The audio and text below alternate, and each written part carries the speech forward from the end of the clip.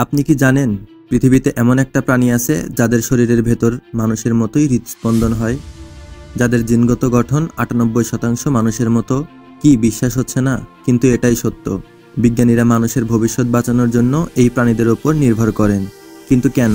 ইনফরবিটের আজকের ভিডিওতে জানবো এমনই কিছু চাঞ্চল্যকর তথ্য। তো চলুন শুরু করি আজকের ভিডিও।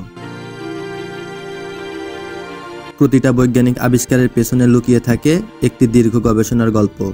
কোনো নতুন ঔষধ বা চিকিৎসা সরাসরি মানুষের ওপর প্রয়োগ করা হয় না। আগে এটি বহু ধাপে পরীক্ষা করা হয় এবং এই পরীক্ষার জন্য বিজ্ঞানীরা সবচেয়ে বেশি ভরসা করেন এক ছোট্ট প্রাণীর ওপর, ইঁদুর। কিন্তু প্রশ্ন হলো, ইঁদুর কেন?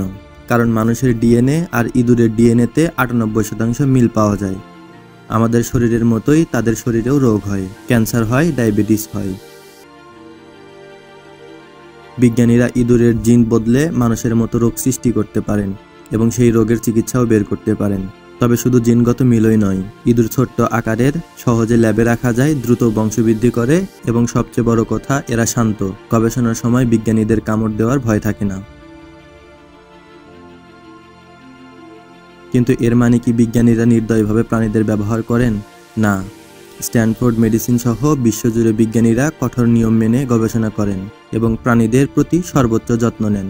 এমনকি এখন এমন প্রযুক্তি তৈরি হচ্ছে যাতে ভবিষ্যতে প্রাণীদের ছাড়াই গবেষণা সম্ভব হবে। তাহলে এখন আপনার মতামত কি?